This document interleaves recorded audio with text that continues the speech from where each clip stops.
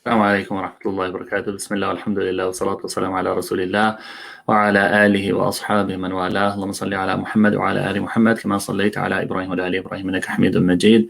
اللهم بارك على محمد وعلى آل محمد كما باركت على إبراهيم وعلى آل إبراهيم إنك حميد مجيد. وبعد. جزاكم الله خيرا for being here today. Alhamdulillah. We pray to Allah subhanahu wa ta'ala that all of you are doing well, your families are doing well, that your fasts are going well. And we pray to Allah subhanahu wa ta'ala to accept our fasting, to accept our qiyam, to accept our dua. And we ask Allah subhanahu wa ta'ala to let us benefit from this Ramadan and carry the lessons that we're learning even after the month of Ramadan, inshallah.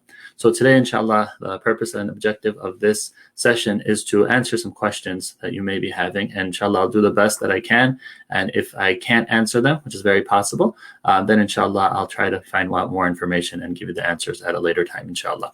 So we have a couple of questions from last session that were referred to me. One is about, pictures in the house and the hadith about angels not coming in, right? And that is the hadith the Prophet sallallahu alaihi wasallam, one time Aisha radiallahu anha, she had something like a picture on a curtain, and the Prophet sallallahu alaihi wasallam told her to take it off because angels don't enter a house. And he sallallahu alaihi wasallam stood outside, and then he removed it, and then he came in sallallahu alaihi wasallam. So pictures shouldn't be displayed, right? In terms of photographs, in terms of even people, they shouldn't be displayed. But if someone has I think someone was asking about stuffed animals and books or in albums, these type of things, according to the majority of the scholars, are allowed. The problem is when they display the pictures and photographs. So they shouldn't be displayed in that sense. But if a person has pictures, then it's okay. Allahu ta'ala a'lam. Pictures, I mean, like of life-like creatures. If they have some kind of scenery, things of that sort, like the waterfalls or trees and things of that is okay. But life-like creatures, like family portraits and these type of things, they shouldn't be displayed. According to the majority of scholars, they can be kept in albums or they can be kept digitally, but they shouldn't be displayed, because one of the reasons for this is because this very easily can lead to people exalting the status of their ancestors' relationships and elevating the status of people, which has happened in previous generations and among people of other faiths. So we tried to nip this in the bud, and the Prophet ﷺ discourages that from taking place. But as far as like cartoons and books and stuffed animals and these type of things, even Aisha radiallahu anha herself, she had dolls, right? So these are things that people have, and they are allowed to have. Allahu a'lam. Jazakumullah khairan. Another question that we have is that what about on the zakah calculator? There's something about expended a refund from taxes, right? So expected income tax return has been added as a line item, right? So my understanding is the zakah is only due upon money we own and control. At what point do we consider future income tax return as owner or controlled? So it's a very good question, right? It's similar to a loan. It's similar to a loan in the sense that if you expect to get the tax return, right, then you count it as part of your assets and your wealth. But if you don't expect to get it, or like similar, if you don't expect to get a loan, then you don't count that as part of your wealth, right? So again, remember at the time of the Prophet sallallahu alaihi wasallam, they didn't have tax returns and things of that sort. But what they did have is loans. So if you loan somebody money, right, and you anticipate that you're going to get that money back, you calculate that loaned amount as part of your wealth when you're giving zakah. But if you don't anticipate in getting that wealth back, then you don't count that as part of your assets and your wealth. So this is a similar analogy that we use when expecting the tax return to come in, because technically that is part of your wealth. And if you get it by the time that you are going to give your zakah, then you calculate it. But if it's like, okay, let's say today is the 17th of Ramadan. And remember, zakah should be given on basis of lunar calendar. So by the 17th of Ramadan, if I don't get that, and I don't anticipate I'm going to get that, then I don't calculate it. But if I don't get it, but I anticipate, yes, it's going to come next week, a week after, then inshallah I calculate as part of my zakah. Allahu ta'ala a'lam. I hope that clarifies that. A question here from Ali is, my 7-year-old is watching, wants to know why Allah is always referred to as a he and not a she. Jazakumullah khairan. Barakallahu fikum. Very good question. Allah subhanahu wa ta'ala does not have a gender, right? These are the limitations of language, right? Allah subhanahu wa ta'ala, we don't describe Allah necessarily as a female or a male, but in the Arabic language, there's no such thing as it, right? If I say kitab, if I refer to a kitab, in English, we would say, or a mushaf, right? We would say this is it, right? It, bring it. But in Arabic, you'd say that his book, or bring him, right? And then in Arabic, for example, they would say that eyes, right? Any body part that has two parts, right? Lahum qulub, hearts. La yafqahuna biha. They would refer to hearts as her, not as it. So this is a limitation of language. So Allah subhanahu wa ta'ala, we as Muslims don't believe that he is male, nor do we believe he is female. Subhanahu wa ta'ala, Allah subhanahu wa ta'ala is, beyond what we call, and we have human restrictions as male and female and genders, right? I hope this makes sense. I know it's difficult for a 7-year-old to understand, but this is just the easy way to describe Allah subhanahu wa ta'ala. It doesn't mean that he's a male subhanahu wa ta'ala, or it doesn't mean that he's female subhanahu wa ta'ala. Hope this makes sense. Wa alaikum assalam wa barakatuh. If there are any other questions, you can type them in the chat box, or you can email social media at icnmasjid.org if you want to keep them anonymous.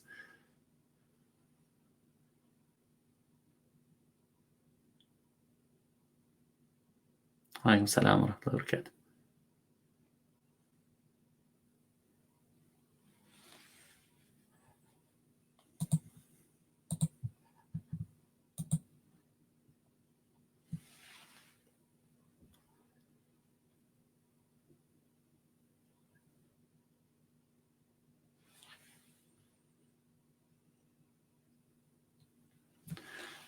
All right, Jazakumullah khairan. Here's a question about tawbah and istighfar. Good, alhamdulillah.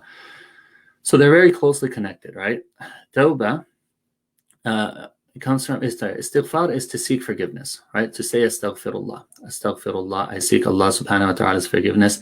Tawbah comes from taba, yatubu. It means to return to Allah subhanahu wa ta'ala. So the act of seeking forgiveness from the tongue is saying istighfar. That's istighfar. But tawbah has certain conditions with it. Tawbah is to return to Allah subhanahu wa ta'ala. And with that return, it means that you feel bad, remorse for the sins that you have previously committed. You try your best to stop committing the sins in the present, and you make a firm determination to avoid committing the sins in the future. So past, remorse. Present, right? Stop. Future, determination not to return, and also restoring the rights of the people if you've taken the rights from them in terms of wealth, in terms of talking about them, things of that sort. So tawbah is a little bit deeper than istighfar. It's actually coming back. Istighfar is when you seek forgiveness with the tongue and you ask Allah to forgive you. Tawbah is a deeper concept that it encompasses istighfar as well, but it also has those conditions that I talked about past, present, and future. Allahu ta'ala alam. Hope that helps. Sister is asking, is any tips to keep khushu' in salah? Alhamdulillah, this is something we all struggle with, and I want you to understand that this is an ongoing process, and we pray to Allah subhanahu wa ta'ala to make us among the khashi'in, those that have khushu' in our salah. So what we need to remember is that salah is not just something we just get up and say Allahu Akbar. There are ways that we prepare for it, right? So listening to the adhan, right? Adhan, responding to the adhan, getting in the mindset of the salah. When we make wudu, getting in the mindset, saying the adhkar, saying bismillah before we make wudu, saying the dua after we make wudu, the shahada after we make wudu, Allahumma ja'alni min at-tawwabin wa ja'alni min al-mutatahhirin. Try to avoid having distractions, right? And subhanAllah, I think that even though our minds are in salah, our bodies are in salah, sometimes our minds are wandering other places. Another thing is to even just read the translation of what you're saying in the salah, right? Try to memorize more adhkar, more dua, so that can, when subhanAllah, this is one of the blessings of Taraweeh and salah, is that if you focus on anything else rather than the Quran when you're reciting Taraweeh, you're going to mess up. So sometimes I notice myself when I'm leading, sometimes I see my mind wandering, and then I'm like, hold on a second, bring it back. So similarly in salah, when you're focusing on memorizing new surahs, new adhkar, new dhikr, right, and all from the Quran and Sunnah, then inshallah this will increase your concentration, your focus on salah, and it will become beloved to you, inshallah. Right? So these are things that we can do. Also, alhamdulillah, in the Friday email, we actually sent out something in regards to the phrase by phrase breakdown of the salah put together by our brother Faizan Mumtaz. May Allah subhanahu wa ta'ala reward him and bless him. Very beneficial. So inshallah, these are things that you can do to help increase the khushu' in salah. Also, there's a hadith of the Prophet sallallahu alaihi wasallam that sometimes when whispering happens, right, khinzab, who comes and whispers and tries to distract us and divert us from the salah, and it can happen. So what you do is you're praying, right? Hands are folded. Say, A'udhu billahi minash shaitanir rajim, and flow to your left, right? I don't know if it's opposite here or not. To your left, 3 times to your left. A'udhu billahi minash shaitanir rajim, 3 times. And inshallah, that which you're feeling will go away and it'll give you the ability to focus and concentrate on your salah again. Inshallah ta'ala. May Allah subhanahu wa ta'ala grant us all khushu' in our salah. Allahu a'lam. Okay. Another question. Can we give a tip with a niyyah of sadaqah? Yes, alhamdulillah. Like if somebody does something, right? If somebody does something for you, and let's say that it's customary to give them $1 or $2, but you want to increase that, give them $10, $15, and because you value the work that they do, this is good to help them out and appreciate the services that people are performing, even though customarily they wouldn't have gotten that much. If you want to try to help and ease or appreciate some of their efforts, this can be counted as sadaqah as well. There's a question up here from Sister Yasmin. After that, we'll do Sister Yasmin over here. While doing 2 rak'ah nafil salah on Eid day at home, should we do the extra takbiras?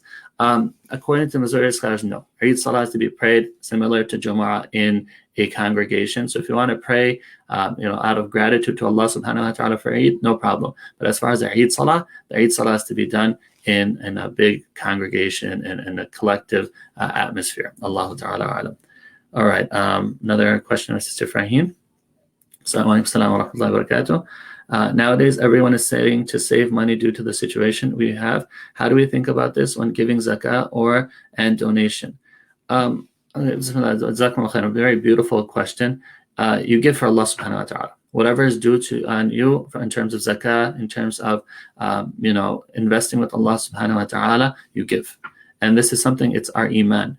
It's our iman. Yes, people may be saying that, and it's realistically, right? The financial situation is difficult. And we ask Allah subhanahu wa ta'ala that anyone that is going through financial hardship, that Allah subhanahu wa ta'ala remove that hardship and replaces it with ease. But remember all of the hadith that Prophet ﷺ talked about charity not decreasing wealth. That shaitan promises, Allah mentioned shaitan promises you poverty, but Allah promises you virtue and blessings from him and forgiveness. All of those apply to these type of situations. That when times are tough, what are we going to do? Are we going to continue to fulfill our religious obligations and put our trust and our iman and our tawakkul in Allah subhanahu wa ta'ala? Or are we going to think that our wealth is our source of safety and security? So this is very important that these are the type of times where the sadaqah, right? Sadaqah, the term sadaqah, it comes from sidq. It means from honesty and truthfulness. Why the scholars say as-sadaqah tadullu ala sidq al-iman? Because sadaqah is an evidence, as Prophet said, sadaqah burhan. The sadaqah is an evidence of the reality of a person's faith. So I would say that my encouragement to you and to others, that if we're going through financial struggles, right, and we want to remove and lessen those burdens, rather than holding, to give, because you're investing with Allah subhanahu wa ta'ala, and financial struggles are due to uncertainty, right? When is the economy going to open up? When is the stay-in-place order going to be removed? When are things going to get back to normal? And we don't know that. Honestly, we don't know. That's uncertain. But whatever Allah subhanahu wa ta'ala has told us is certain. And we trust and we put our faith in the promises of Allah subhanahu wa ta'ala. So I encourage myself and all of you to give more, not less, during these times. And Allah subhanahu wa ta'ala will bless us, and Allah subhanahu wa ta'ala increase us, and we have satisfaction that we've invested with Allah subhanahu wa ta'ala. Allah said, مَا عِنْدَكُمْ يَنْفَدْ وَمَا عِنْدَ اللَّهِ بَاقٍ. Whatever you have will go away, but whatever you invest in Allah subhanahu wa ta'ala, it will always remain for you. Allahu ta'ala a'lam. If someone cries and tears go to the mouth and inside, is that going to break the fast? No, if it's unintentional, inshallah, this would not break the fast, but try to avoid swallowing the tears, inshallah, during the fast. So, inshallah, unintentionally, no, inshallah, would not break the fast. Sister Ghazala said, do we have to give our complete zakah all at one time during the year? No, zakah does not have to be given at one time. All right, let's say for somebody that they have to give $10,000 worth of zakah, for example, right? But it's difficult for them to make that bulk payment of $10,000 for zakah during, let's say, the 17th of Ramadan. So can they make $1,000 payments for 10 months and so that it is completed by the 17th of Ramadan when it's due? Yes, they can do that. And a lot of people do that, right? When you make a monthly donation to an organization that is zakah eligible, you can count this part as part of your zakah. And inshallah, as long as the total amount that is usually due is given by the time the zakah is due, this is permissible. It does not have to be monthly payment. Allahu ta'ala alam. Sister Swaiba Sayyid is asking, is it bid'ah to perform Salatul Tasbih? That's a very good question. There is a hadith about Salat Tasbih, right? And some of the scholars, right, classical scholars, have deemed that as hasan or acceptable, and some of them have deemed that as weak or fabricated. So the people who have deemed it and classified it as hasan or an acceptable hadith, they would say no, it is not bid'ah to perform Salat al-Tasbih. But the others that deem it as a fabricated or a weak hadith, they would say that it is a bid'ah to perform Salat al-Tasbih. So what do we do in these type of situations where some scholars say that it is bid'ah, some scholars say that no, it's not bid'ah, it can be sunnah? In those type of matters, I would say that, as the Prophet ﷺ said, دَعْ مَا يَرِيبُكْ إِلَى مَا لَا يَرِيبُكْ, that leave that which makes you doubt for that doesn't make you doubt. So the same time that a person would use to make do Salat al-Tasbih, the same time use that to pray Salah, but make dua. Right, and as we mentioned, I think Shaykh Umar also mentioned and emphasized last week that in the Nawafil prayer, most of the scholars say that you can make dua in your own language. So make dua to Allah subhanahu wa ta'ala, and inshallah, this will be better for you than doing something which is questionable according to some scholars. Some scholars classify it as bid'ah, some scholars say it's okay. So in that gray area, right, go to that which gives you certainty and assurance. Use that same time to plan and make your dua to Allah subhanahu wa ta'ala. Pour your heart out to Allah subhanahu wa ta'ala. Increase your ruku' in praise of Allah subhanahu wa ta'ala. Increase your sujood in making dua and beseeching Allah subhanahu wa ta'ala. And inshallah, that will be more beneficial for all of us, inshallah ta'ala. Allahu ta'ala alam. Zakah eligibility question. Are Muslim people have lost their jobs or greatly reduced incomes hourly and are trying to make ends meet eligible? Yes, if people don't have like the basic necessities, food, clothing, shelter, and or they've been significantly impacted, there are many people that do have jobs, right? That do have jobs and they do work, but they don't have enough to make ends meet for themselves and their family members. So let's say that a person does have a job and they do get paid on an hourly rate, which is low, but they have wife and 2 children, right? So they would be technically below the poverty line. So in that situation, they would be classified as masakin and those that are in need. So yes, zakah can be given to them, and it should be given to people like this. Can Sister Kishwa is asking? Can sadaqah be given to non-Muslims? Sadaqah can, yes. Sadaqah can be given to non-Muslims. Sadaqah can be given to charitable causes. If someone wants to help out drug awareness or hospitals and PPE, these type of things that are happening, or cancer research, yes, a person can give, and it will be counted as sadaqah because this is beneficial to people at large, and this is acceptable. And zakah has specific categories, but sadaqah, as long as you're spending your wealth, not only your wealth, subhanAllah, even your words or your influence in ways that are beneficial. The Prophet ﷺ even said, smiling in the face of your brother is a form of sadaqah. right? Helping someone with their goods and like helping someone get onto their mount and like camel or things of that sort. These are all forms of sadaqah. Saying a good word is a sadaqah. And good word, kindness, compassion, holding the door open for somebody, all of these are forms of sadaqah which can be done for Muslims and should be done for Muslims and non-Muslims. Allahu ta'ala a'lam. Is there a cutoff date for zakah out of the door for a year? I'm not sure what this question is asking. Zakah is best time is when it's due, right? So you have once a person reaches nisab, which is a minimum threshold that a person needs to have in order to be zakah eligible, the clock starts ticking, right? The clock starts ticking, and then they have a year to give their zakah from the time that they reach nisab. People can give it early. So let's say a person gets a large amount of wealth or a large amount of money in Dhul Hijjah, right? They come back from Hajj and someone comes to them and they give them a large amount of money. Jazakumullah khairan, may Allah subhanahu wa ta'ala bless you. This is a gift from all of us. And they give them gold, silver, and cash, right? And that person, so if it's in Dhul Hijjah, the clock starts ticking. It's reached nisab, so they have till the next year of Dhul Hijjah to give that zakah. But let's say that Dhul Hijjah is the 12th month of the Islamic year and Ramadan is the 9th month. And realistically, why do most people give in Ramadan? Because of the reward, yes, right? The reward and the generosity of the Prophet ﷺ increasing in the month of Ramadan. But also, most of us, and even for myself, honestly, if you ask me 2 months from today, what's the Islamic date? I wouldn't know. Right? But if you ask me today, what's the Islamic day? I'll tell you it's the 17th of Ramadan, which is called also the day of the Battle of Badr. The Battle of Badr took place on the 17th of Ramadan, just for our information, inshallah. So you can give it early, even though you're technically, it's due by Dhul Hijjah, you can still give it in Ramadan, which is a couple months early. And then from next year, it would be due in Ramadan again. So I hope this makes sense. Let's see. Salam Sister Lana, I think. One second. Sister Sabiha. Sister Ghazala, I see it here. Can zakah be given to non-Muslims? According to the majority of scholars, zakah cannot be given to non-Muslims, right? Some of the scholars say there's one category called mu'allafati qulubuhum. Those are people who have accepted Islam recently and have been cut off by their families and been abandoned. They can give zakah, can be given to them, but they're Muslims, right? Because they've accepted Islam. Another group says that if there's a group of people that are hostile towards the Muslims and their hostility can be reduced by giving some financial incentives for them to cooperate with the Muslims, zakah can be given to them. But just generally, like to our neighbors, our co-workers, our colleagues, can zakah be given? No. But should sadaqah be given? Yes.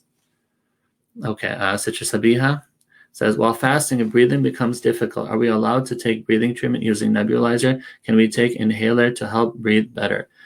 Yes, this is a point of khilaf between some of the ulama, but most of the contemporary ulama say that it is allowed to take nebulizer and to take inhaler while fasting, because the target and the objective are the lungs, and some minute traces may go to the stomach, but those aren't forms of nourishment for the individual. So I would say it's better for a person to fast, take the inhaler, than not to fast at all. Allahu ta'ala a'lam.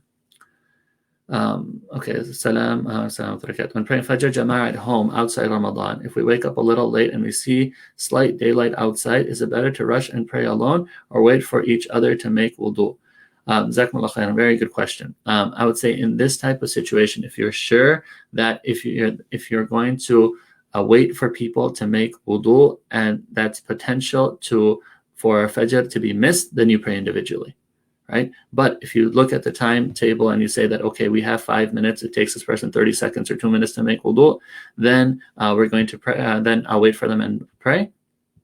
Then you can wait for them and you can pray.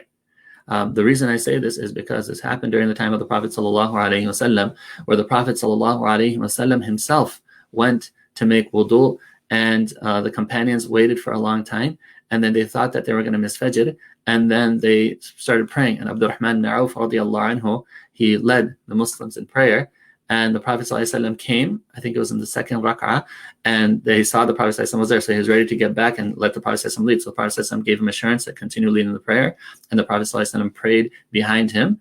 And he said that, وسلم, that the Prophet will not leave this world until he prays from behind a righteous man from his ummah, showing the virtue of Abdurrahman ibn Auf radiallahu anhu, one of the companions that led the Prophet sallallahu alaihi wasallam in salah.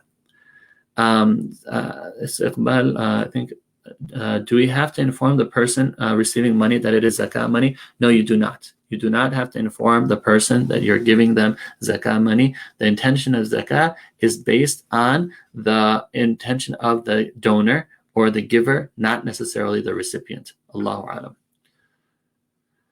alam. What is the difference between inshallah and bi'idhnillah? They made the same thing. They're like synonymous. I think inshallah is better. إني فاعل ذلك غدا إلا أن يشاء الله, because Allah subhanahu wa ta'ala uses the term sha in the Quran. I think that idhnillah is a little bit more colloquial or added by the linguist after, but I think that the more appropriate would be inshallah, because this is better, because Allah subhanahu wa ta'ala uses it in the Quran.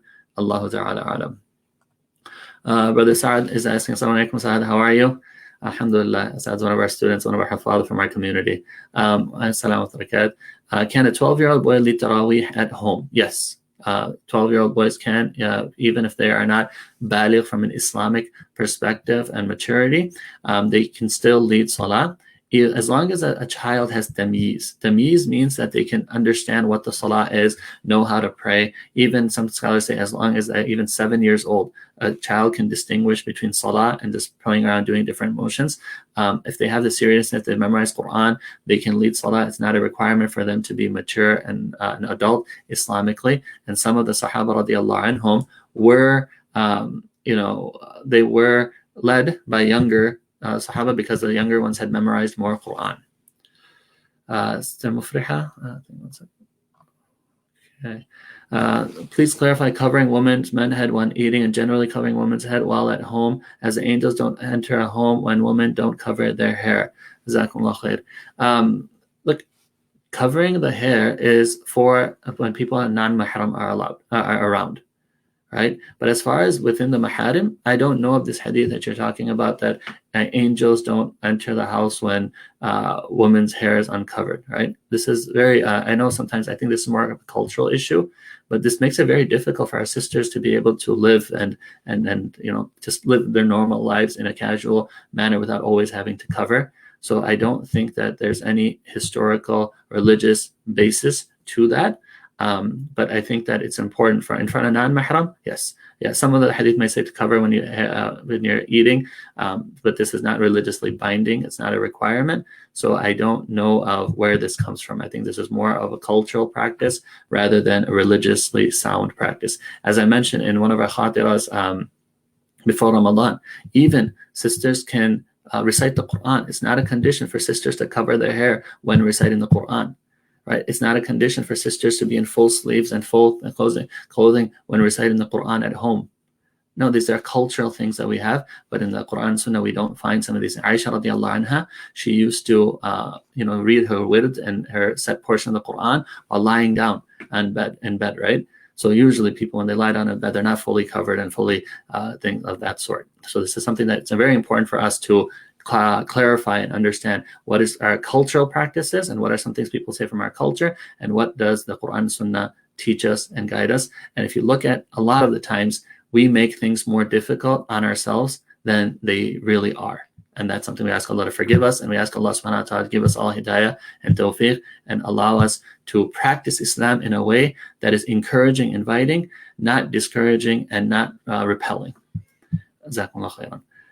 When reading Qiyamul Layl, can I hold the Quran just without meaning to make long Qiyams, or can I just read Surah Ikhlas 10 times in one rakah because I know the meaning is to make my Qiyam long? You can do both. You can do both. All right. I would say that and you have both options that are there. Some of the companions who didn't have, at the time of the Prophet ﷺ, a lot of the companions, they didn't have the ability to read.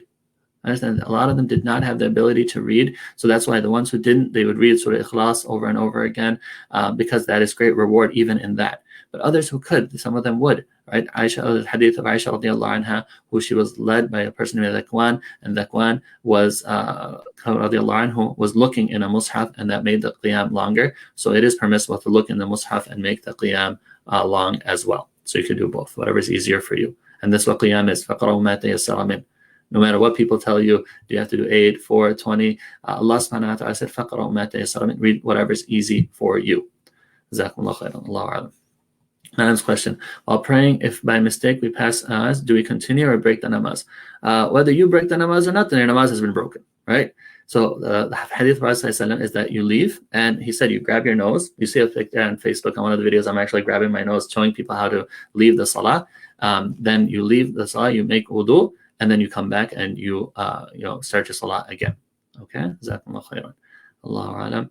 Salatul Ishraq and Salatul Duha same. What is the end time to pray Salatul Duha? Yeah, most of the scholars like, you know how we have Taraweeh, right? Taraweeh, Qiyam, Tahajjud. Technically, there are any prayers that happen after Salatul Isha. Some of the scholars will come and say, okay, Taraweeh is right after Isha, Qiyam and Tahajjud towards the later part of the night. Similar discussion and conversation we have from Ishraq and Duha. Right? Ishraq is technically, right, any prayer that's prayed after the sun rises, 15-20 minutes after the sun rises, until like 20 minutes. Zawal means until the sun reaches its highest point, and then Dhuhr starts after it starts to go to the west.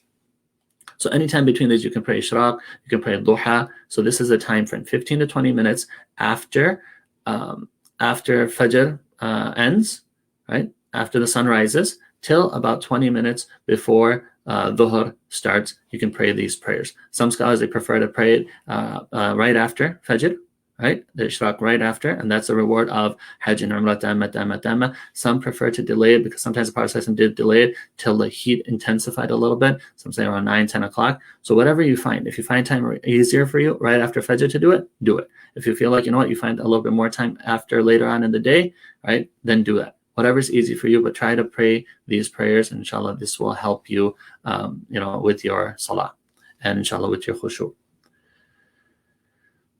Next question: can we use humidifier while fasting? Humidifier in the room, if it's a humidifier going on, then this is okay. But one of the things that some people messaged me last week, I think it was, in terms of steam and inhaling steam, I would be careful in terms of steam. Right, but as far as a humidifier in the room, like sucking out the moisture or pressure and things of that sort, the air, that's okay. Allahu ta'ala a'lam. Next, Muhammad Imad Quraishi says, charities like Smile Train focus on children. There are many non-Muslim children who benefit from this. Can zakah be given to Smile Train? As I mentioned, the categories of zakah are very specific. So zakah should not be given, but sadaqah, they should be supported through sadaqah. Allahu ta'ala. Okay, next question. Can I give some of my zakah amount after Ramadan if I couldn't reach the person I would like to give? Yes, this is fine. Right? It's not a condition for the validity of zakah for it to be given in Ramadan. Make your intention now that yes, I want to give to this person. If I can give it to them in Ramadan, inshallah, alhamdulillah, I'm going to give it to them in Ramadan. But if I can't, then inshallah, I'm going to give my intention, and I've allocated that, I've set that money aside. I'm going to give to person XYZ, people XYZ, and if I can give it to them during Ramadan, great. But if I can't, I'll give it to them after Ramadan. But your intention is what will get you the ajr and the reward, inshallah. All right, next. What is the ruling on building a grave site? People in some cultures tend to build a boundary wall around a grave. Right, cemeteries and graves need to be part of our community, right? But a couple of things that we have to be very careful about. Usually, if you look at how the Islamic countries and cities were set up, it was at the outside of the city, and this is something that try to keep it on the outside. And we have to be very careful of not to build mausoleums, tombs, because some people, they end up worshiping their relatives at their graves, and Islamically this is not allowed. So if somebody wants to isolate it from the rest of the city through a boundary or a wall, this is fine. But if people just say, okay, we know that the cemetery is there, that's fine. If people, sometimes people going into the cemetery, we don't do that at times that we shouldn't. But as far as the houses around, inshallah, it won't have any impact on that. Allahu ta'ala a'lam. All right. Next question. Do we have to call adhan at home before praying? It's better to. It's better to. Remember, one of the questions earlier was about khushu' and getting into the mode of salah. So one of the ways that we can and we should get into the mode of salah is by giving the adhan. Remember that when a person gives the adhan, whatever hears it, whether they're living or not living, they will testify on behalf of the person on the Day of Judgment. And what happens is that the shaitan runs away. Shaitan runs away so fast that sound could be heard by those that can hear it for the shaitan running away. So one of the things that even sometimes a very important benefit of the adhan is that when we have waswasa, right? Sometimes we all go through it. We have evil thoughts, we have impure thoughts. One of the ways we say A'udhu billahi minash shaitanir rajim, but the scholars have also said when a person said, say the adhan, Allahu Akbar, Allahu Akbar, Allahu Akbar, Allahu Akbar, then some of the waswasa and the evil thoughts that they have go away as well. So yes, the adhan should be given in the house, and the phone and other aspects, these are just reminders that the Maghrib time has come in, the Fajr time has come in. The act of ibadah is actually calling out the adhan and responding to the adhan. Another benefit of the adhan is that whoever listens to the adhan and responds to it and makes a dua after it, then this will be the Prophet ﷺ will intercede on their behalf on the Day of Judgment, right? And we all want the intercession of the Prophet ﷺ. And the people who call the adhan, they will have the longest necks on the Day of Judgment, and they'll stand out because they put in that effort to call people to the masjid. Okay.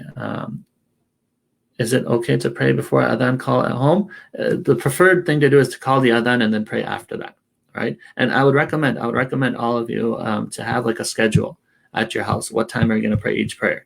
Like my dad, may Allah subhanahu wa ta'ala bless him and preserve him. He's always like 1:30 dhuhr, 6:30 asr, and this is when we're praying. And at like 6:15, it's like clockwork. I don't even have to, even if I don't have a watch around, 1:15 I'll hear the adhan. He'll call the adhan. 6:15 I'll hear the adhan for asr. And subhanAllah. So set this type of schedule and assign one of our children or the people to call the adhan on a set schedule, so everyone can be ready and prepared to pray salah in jama'ah. Allahu ta'ala alam. Can you use inhaler while fasting? I think we answered this question, and there is a little bit of difference, but my personal opinion, apparently majority of scholars of contemporary times, that it is allowed. Some of the things might go, the target area is the lungs, some of it might go to the stomach, but the target area is the lungs in minute amounts, and it's not considered food or nourishment. And I would rather have a person fast, take the inhaler and continue fasting, rather than not fasting at all. Allahu ta'ala alam. Revert's mother's question: can she give her zakat to her son, who is also a Muslim, has all provisions, but needy due to unemployment? Yes, if the mother is Muslim, the son is Muslim, right? Muslim giving to a Muslim, and she is not required, after he turns mature and he has his own thing, she's not required to support him. But if he's going through hardship, that would like affect his lifestyle in the sense that it would possibly get in difficulty in food, shelter, clothing, necessities, then she can give him zakah. Allahu ta'ala a'lam. Okay, next question. Is it advised to do dhikr and make personal du'as or read Quran closer to iftar time? Please advise. It is better at iftar time specifically to make dua. Make dua, yes, because the dua of a fasting person at iftar time is more likely to be accepted. Quran you can read at other times, and this is myself as well. I do read Quran because sometimes that's the only time we find time to read Quran. But I think that making dua at this time should receive priority and take precedence and preference, because this is something that is at the time. You can read Quran before that, you can read Quran after that, but at that specific time, the dua has been more emphasized. Allahu ta'ala alam. All right, what is the ruling on reciting Quran from a cell phone for menstruating women? Again, this is an issue which there is a lot of khilaf and difference of opinion on. I take the opinion that it is okay and it is permissible for sisters to read during their menses from a tablet or a phone and not touching the actual mushaf. Allahu ta'ala alam. But again, I know there are scholars that will say no, she shouldn't read anything at all. but I take the opinion that it is permissible. Allahu Alam. Mashallah, there are so many female hufaz in our community. Would you please, I don't see the rest of the question. There's so many female, would you please describe how they should lead Taraweeh prayers at home with their families? This is a very good question, and some of the scholars have allowed, right, for sisters, most of the scholars have allowed sisters among sisters to lead in salah. Right, sisters among sisters to lead salah. They don't pray the imam, right, or imama. She doesn't pray in the front. They all pray in one row with the female imam in the middle, right? And this is something that across the board, most of the scholars say it's okay and it's permissible, and there's no confusion about it.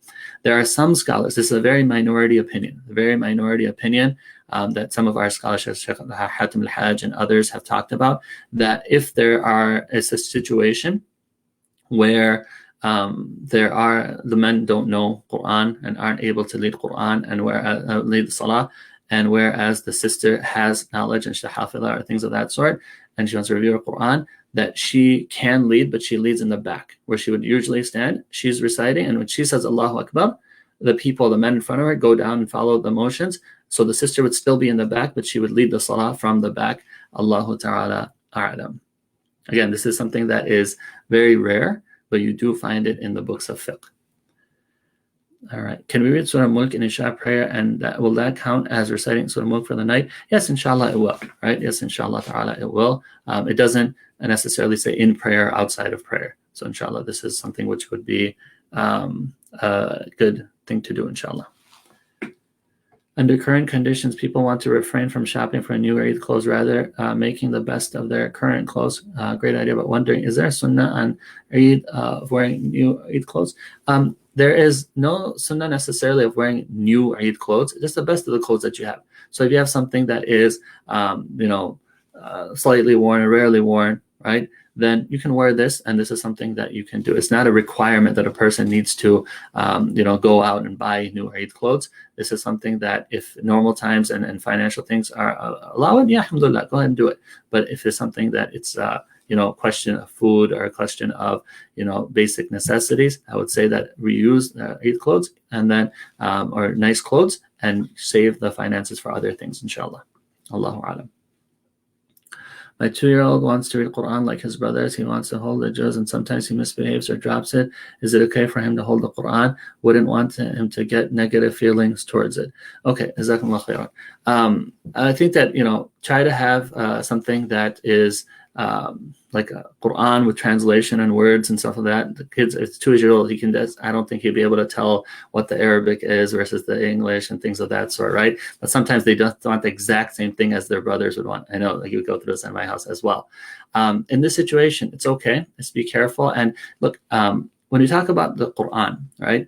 I mentioned this in the etiquettes of the Quran thing on Facebook before Ramadan, is if somebody puts a Quran on the floor, right? If they're reading Quran on the floor in masjid and they put it next to them and then they do sajda tilawa, is this something which is blasphemous or something which is disrespectful? No, they're not doing it out of intent of disrespect. So similarly, the child, yes, they might drop it and stuff. We should try to avoid that happening, but the child is not going to be sinful if that is not intentional. And at that age, it's not intentional, right? So try to monitor it, try to give them something else, try to give them a translation or something, some other book. But if you can't, then inshallah, it's okay. Allahu ta'ala a'lam. These online programs have been really beneficial. Could you please continue even after the lockdown is over? Inshallah ta'ala. Inshallah ta'ala. Alhamdulillah, the IT team, alhamdulillah, has been doing an excellent job. Inshallah, we'll try to do whatever we can to make sure that we will have programs online and on site for the betterment of our community, inshallah. And this is one of the, as I mentioned last night, this is one of the unanticipated benefits of this pandemic, right? And there are so many. One of them is that, alhamdulillah, Allah subhanahu wa ta'ala gives us the ability to improvise, to develop new strategies and ways of doing things that will, inshallah, be a source of benefit for us and others even after the pandemic is over, inshallah ta'ala. Can you please explain the concept of the barzakh? The barzakh, we taught a whole class on it. Basically, the barzakh is the life of the grave. What happens after this world between the period where a person passes away and the time of the day of judgment. The reason we call it the barzakh is because it's Allah subhanahu wa ta'ala describes this as a barzakh in the Quran, وَمِن وَرَائِهِمْ بَرْزَخٌ إِلَى يَوْمِ يُبْعَثُونَ. When a person passes away, there is a barrier between them and this world and the hereafter until and Day of Judgment, until the Day of Judgment. Usually people refer it to life of the grave.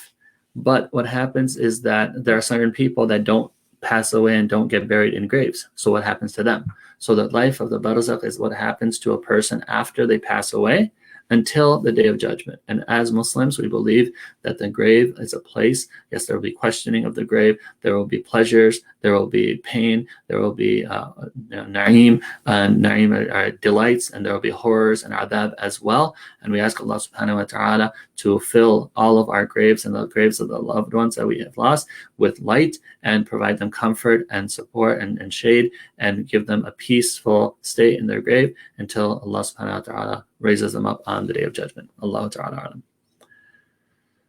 Can girls call adhan? Girls should call adhan. According to most scholars, no, girls should not call adhan. Even there are times in the Prophet ﷺ, there was when sisters would have their own jama'ah, there was a mu'adhin that would be assigned to them to give adhan for them, for people to gather, and then they would have their own salat. So adhan should not be called by the sisters. But a very important point, all of our sisters in our community and just in the Muslim Ummah should know how to give the adhan, because realistically, and this is something that I'm talking even from my own experience, the people that usually teach the brothers how to make the adhan and the words of the adhan are our mothers. So it's very important for sisters to know this so that they can teach us and teach others. And alhamdulillah, all of our first teachers are our mothers. And may Allah subhanahu wa ta'ala reward and bless and preserve all of our mothers. And any of our mothers that passed away, may Allah subhanahu wa ta'ala grant them Jannat al-Firdaus. So it's very important that you're not going to do it in a public setting, but to know the words and to be able to educate and teach is a very, very important responsibility of the sisters. If shayateen are chained, why do we still have waswasa? Is it our nafs ammara that is to blame? How can we overcome waswasa originating from nafs ammara? Yeah, so this is something, the shayateen are chained, not necessarily all of the shayateen are chained. Allah subhanahu wa ta'ala says, shayateen al-insi wal-jinni yuhi ba'duhum ila ba'din zukhruf al-qawli ghurura. Allah subhanahu wa ta'ala said there are shayateen from the jinn, but there's also shayateen from humans that sometimes whisper to us bad things, right? And, oh, do this, don't worry, don't give, hold on to this, don't worry about it. Those type of things happen. Even from our own nafs, we have, issues, right? We have issues. We all have certain inclinations, certain desires, certain things that are conflicting with what Allah subhanahu wa ta'ala wants from us. And this is something which is a struggle. So I would say that ask Allah subhanahu wa ta'ala, Allahumma ati nafsi taqwaha, وَزَكِّهَا أَنْتَ خَيْرُ مَنْ زَكَّاهَا أَنْتَ وَلِيُّهَا وَمَوْلَاهَا. Ask Allah subhanahu wa ta'ala to purify our souls. Ask Allah subhanahu wa ta'ala to grant it taqwa. Ask Allah subhanahu wa ta'ala to protect it. And these are dua that we make. Oh Allah, mansurna ala anfusina. Oh Allah, give us victory over our own selves. Oh Allah, make our desires in accordance with what you want us to do, in accordance with the teachings from the Quran and Sunnah. So ask Allah subhanahu wa ta'ala to help us overcome the evil inclinations of our own souls. And sometimes thoughts happen, ideas come, but the Prophet ﷺ said we're not responsible for that unless we speak about it or we act upon it, right? Because we don't know where these thoughts come from. But when they come, right, resist it, don't dwell on it, don't talk about it, and don't act upon it, and inshallah, Allah subhanahu wa ta'ala will make them go away. But if we start dwelling on it, and then we start talking about it, and then we act upon it, then these are when it becomes problematic. Allahu ta'ala alam. Next, when kids are young, can a mom lead salah? What I would say is that the mom can teach them. It depends how young they are, and I would say that rather than the mom leading the salah, if they want to give them encouragement, fine. But rather than the mom leading salah, I would say that have them pray out loud to see how they're praying, and then inshallah this would be more beneficial for them and for you, and just away from any doubtful area. Allahu ta'ala alam. I correct my husband when he makes a mistake in Quran while leading salah. Should I still correct him when he makes small mistakes like in harakat, but which could change the meaning of the word? If it's al-Fatiha, then yes, and it's not a fard salah, then yes, you can correct him in al-Fatiha and things of that sort. But other than that, it depends. Honestly, it depends on the relationship as well. Honestly, this is something that, yes, technically you can, but sometimes, people can get frustrated, and it's not mandatory. As long as the Fatiha has been recited well, and, the Fatiha is good, the Salah will be good. right? So that really depends on the relationship between the husband and wife. And I don't want the salah to be a source of conflict, like, oh, you made this mistake. No, I didn't make this mistake. And the husband and wife start to have arguments about that. So if there's openness and there's understanding, and it's like, oh, if I made the mistake, why didn't you correct me? Then go ahead. Then go ahead and correct them. But if it's something like, it's going to cause more conflict, then leave it alone. It's okay. Allah Ta'ala. Sister Sabia is asking, as I maintain a charity box at home for continued charity on a daily basis, can I pay to any kind of charity through credit card and take the exact amount from the box? Yes, you can, but understand that when you pay by credit card, there might be some fees, right, for expenses or the charge. Some organizations have that, and that would be fine too. So just take that into consideration as well. Allah Ta'ala alam. What are some ways that we can practice the Sunnah of Eid al-Fitr at home during this Eid in the pandemic? This is a very good question. Inshallah, same things that, eat before, eating something in the morning for Eid al-Fitr, shower, also wear nice clothes, greet people however you can, whether through Zoom or Facebook, YouTube. We'll probably do something as a community to just encourage people to come together and keep consistency after Ramadan. Make sure that you've given your Zakatul Fitr.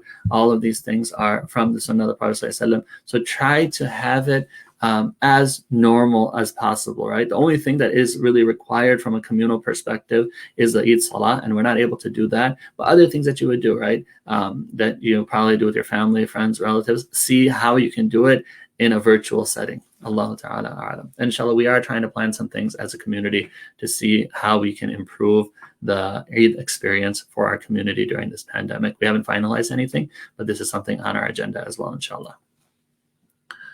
So we are encouraged to pay our zakah in our community, but aren't we supposed to help our needy relatives first, preferred in Quran? Yes, this is fine. Alhamdulillah. That is, as long as first you give to your relatives, and then if there's after that, then you should give to your local community. So if there are relatives that are in your local community, as Prophet ﷺ said, it's sadaqah and sila, right? It is, you're fulfilling the religious obligation, but you're also joining the family ties. But if you don't, let's say that your relatives are overseas and you want to help them, yes, go ahead and help them. But don't forget the people in your local community as well. Allahu Ta'ala alam. Can you please elaborate on the modifications of prayer while entering back problems that limit bending and standing for extended periods of time? Okay. This is a good question. That when you say, when you enter the salah, right, I would say that if you can stand and say Allahu Akbar, stand and say Allahu Akbar. After that, if your back starts to hurt or your legs start to hurt, whatever, then sit down. And when you do ruku', you do it a little bit, right? And then you do sajda just a little bit more. Right? A little bit is relative, however much you can take, however much your back can take. You don't have to exert yourself too much. So this would be the way that a person would make those modifications in praying. Do the best that you can, inshallah, and you will be okay. Bidnillah ta'ala. Allah subhanahu wa ta'ala knows your capacity, and la yukallifullahu nafsan illa wus'aha. Allah subhanahu wa ta'ala will not test anyone beyond their capability and beyond their capacity. Allah ta'ala alam. Is it permissible to complete the Quran in one day? Most of the scholars say that it is. There's a hadith of the Prophet ﷺ that a person shouldn't complete the Quran in less than 3 days. Okay, but at certain times, certain places, certain like virtues, you will see some of the companions radiallahu anhum completing the Quran in less than 1 day. Some used to complete it, and some of our scholars have completed how they did it, I don't know, but they say 2 Qurans in a day, one in the morning, one in the evening, because of the virtues of Ramadan. So the general rule is that you should not complete the Quran in less than 3 days, but there are some exceptions in terms of certain times and places. But again, understand that the recitation should not be like right, things of that sort. No, that is not being respectful to the words of Allah subhanahu wa ta'ala. And may Allah subhanahu wa ta'ala give us all hidayah and tawfiq. I would say in those situations, if a person is going to have to read like that with the objective of completing the Quran, I would say it's better to not complete the recitation of Quran and give the Quran its right by reciting it properly and in a way that is legible. Allahu Ta'ala A'lam. What is the ruling about wearing jewelry with Ayatul Kursi, Allah's name on it, in the bathroom? Do we have to remove it every time, or we go, or just covering is enough? If you're going to wear jewelry with that, you should remove it every time that you go. The Prophet ﷺ did have a ring that he used to remove before entering the Bait al-Khala, the bathroom area where he used to relieve himself, ﷺ. So you should you remove it. If there's something that you are not even take it in, but if there's ever a situation where you are unable to just leave it and take it out and leave it outside, then if you have something like a bag or something and you put it in there, then that would be okay, Allahu A'lam. But that's an extreme situation. It's better to just leave it out. But if somebody has, let's say somebody has, they're at work, or they're at a train station or airport, and they can't leave their bag out in a public area or else it'll be taken, in that situation, what do? If you have a mushaf, or you have a ring, or you have a something, you would put that in the bag and just cover it up, and then you could take that in. Allahu Ta'ala A'lam. When we pay for donation with a credit card during Ramadan, but we don't pay the credit card bill till after Ramadan, do we still get the extra reward of donating in Ramadan? Inshallah, yes. Inshallah, yes, you do. Yes, you do, because what happened is that when you give that, to the people that are in need, inshallah, they'll be able to use it, and your objective of giving it to them was for them to access it in the month of Ramadan. Inshallah, that will be achieved. Allahu Ta'ala A'lam. If you forget the Sunnah Salah Fajr, can you do Qada? Yes, you can do Qada. And some say you do Qada right after Fajr, before sunrise, and some say you do it, wait for it after sunrise. Allahu Ta'ala A'lam. Can we read Masnoon Du'as in Arabic and Sajda of Sunnah, Fard, and Nafil Salat? Yes. Not only can you should. You should. Right? You should. Allahu Ta'ala A'lam. Can we pray in a sitting posture while traveling? You can pray Sunnah and Witr while traveling, while sitting. And this is what the Prophet ﷺ did when he was traveling, ﷺ. He would pray, he would say Allahu Akbar, and the camel would go, and then he would pray. But for the Fard prayer, the Prophet ﷺ would disembark, stand, and he would pray the Fard prayer standing. But for the Sunnah or the Nafil or the Witr prayer, the Prophet ﷺ would pray this on the camel while it was moving. Allahu Ta'ala A'lam. Wa alaikum salam wa rahmatullahi wa barakatuh. Is it okay to celebrate Mother's Day? Alhamdulillah. I was waiting. I was like, subhanAllah, I haven't got this question yet, right? Alhamdulillah. So Mother's Day, in the sense of, is it a religious, Islamically appropriate holiday? No, it's not an Islamic holiday, right? Is it like one of our Eids? No. But if somebody says, okay, they want to go and say Happy Mother's Day to their mother and give their mom a gift, I don't see any issue with that. We have, as religious holidays, we have 2 Eids. But there are certain cultural holidays that we may have, certain days that we have, that as long as we don't take them and make them equivalent to Eid, I don't see an issue with that. Allahu Ta'ala A'lam. All right, inshallah. Do we have any more questions? We have a couple minutes left, inshallah. So if there's any other questions, anything that we need clarified, please do let me know, inshallah.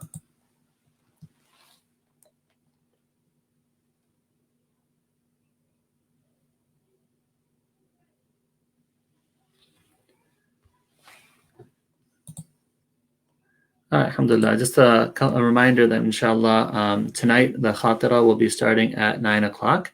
So please set your timers or let us know that inshallah.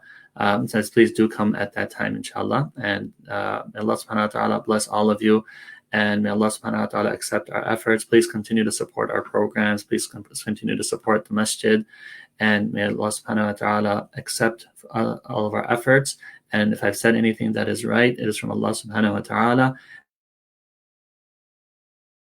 And if I've said anything that is from my own nafs and from shaitan, and I ask Allah subhanahu wa ta'ala to forgive me, and I ask you to forgive me as well. Subhanakallah, jazakumullah khairan, subhanakallah bihamdik. Oh, we have another question, sorry, before we close. Same question with celebrating birthdays. Yes, this is not a popular opinion, but I do take the same opinion when it comes to birthdays as well. I do not think that birthdays are religious holidays or religiously binding. So if someone wants to celebrate a birthday and get people together, I don't have any issue with that. But I don't think that celebrating the birthday of the Prophet ﷺ is from our sunnah and our tradition, because people view that as a religious thing, and that should be taken out, right? So as far as religious holidays, we only have 2. Yes, I know there's people that disagree with this, but I don't see when a person has a birthday or goes out to eat with their friends or has some people even and cooks a meal, then I don't believe that is a religiously unacceptable or haram or bid'ah thing to do. Allahu ta'ala a'lam. Inshallah, barakallah fikum. May Allah subhanahu wa ta'ala accept from us, and inshallah, show love to your family, show love to your to your relatives. We don't need to make things harder than they need to be. It's hard enough for people to be able to hold on to their Islam, and inshallah, follow the Quran, follow the Sunnah. Don't add anything to the religion, but Islam can be acceptable. And yes, the brother Shahid's asking Christmas, Easter, Valentine's, Halloween. These would all be different. These would all be different because there's religious connotation behind all of these days. April Fool's Day, right? When people say that, lying, that's not allowed either. So Christmas has a religious connotation. Easter has a religious connotation, right? Valentine, we don't believe in a Saint Valentine that puts people into love and things of that sort, right? Halloween, right? Honoring the Day of the Dead, right? Even a lot of Christian organizations, they don't have allow their people to do that because they don't believe in that either. So those are all different. But as far as some other holidays that people celebrate that doesn't have a religious basis, I don't see a problem with that. Allahu ta'ala a'lam. When is your next Q&A session? Inshallah, it will be after Ramadan. Inshallah, next week at 2 o'clock, we will have Mufti Abrar Mirza. Jazakallahu khairan. May Allah subhanahu wa ta'ala bless him and preserve him and reward him. He'll be coming and giving us a speech about reconciling the hearts and joining the hearts. So inshallah, that will be happening next week. But inshallah, yes, we will have more question and answer sessions going forward, inshallah ta'ala. Jazakumullah khairan. As I mentioned, if I said anything which is right, I ask Allah subhanahu wa ta'ala accept, and that came from Allah subhanahu wa ta'ala. If I said anything which is wrong, which is very possible, that's from the evil of my own self and my own nafs and from shaitan, and I ask Allah subhanahu wa ta'ala to forgive me, and I ask all of you to forgive me as well. Jazakumullah khairan. Subhanaka bihamdik. Nashhadu an la ilaha illa ant. Nastaghfiruka wa natubu ilayk. Thank you, everybody. Take care. Jazakumullah khairan. Assalamu alaikum wa rahmatullahi wa barakatuh.